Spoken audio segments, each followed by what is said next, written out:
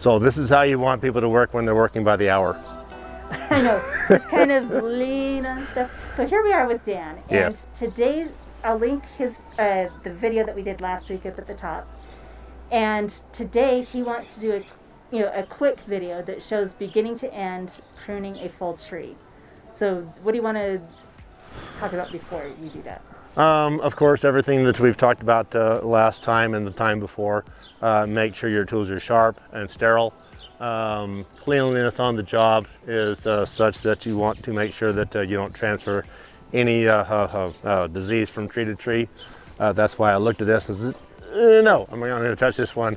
I'm going to be coming over here and making sure I've got, if there's anything on this tree, which I don't think there is. I've been working with this tree and for a couple of years, and it doesn't have any signs of cytospora or anything else. Excuse me, not cytospora, coronium blight. If you had cytospora in here, I'd probably leave and go take a bath. But today we're doing a cherry tree. On cherry trees, what you want to do, since this one here is a little bit on the tall side, and I think I pruned that pretty good last year, we want to take it down one notch at a time. You can actually prune cherries a lot harder than that, nowhere near as much as you can on a peach. I think as a general rule, you should never take off more than 40% of a cherry tree. And you want to shorten some of the new growth on there. Do I have any here? Here's new growth for this last 2020. That's 2020 COVID growth right there. Yeah. And in order to invigorate that growth, if you wanted that invigorated, you would come down here and you just tip that. Because right there, and a bunch of them right there are flower buds. I think these two here are a little close, so we're going to take that off and make it go a little bit better.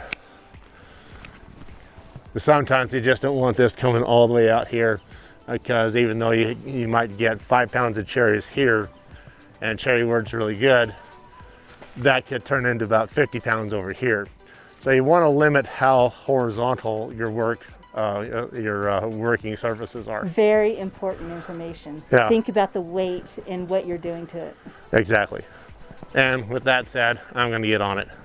All right, folks, for right here, if you look up here, you can tell that I cut here and over here and here.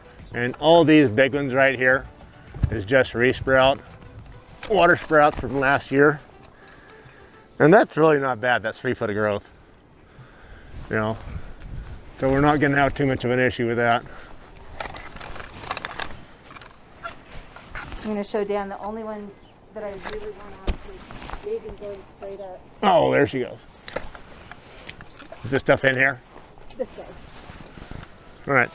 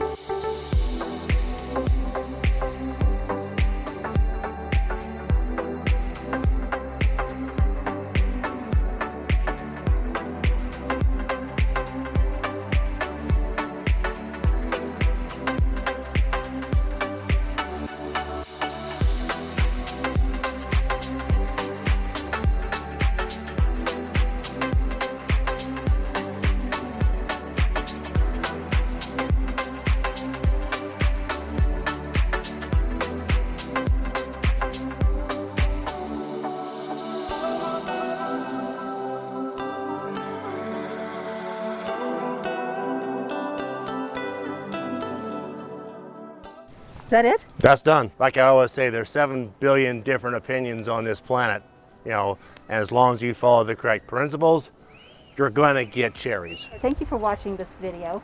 I really love what Dan did to my cherry tree.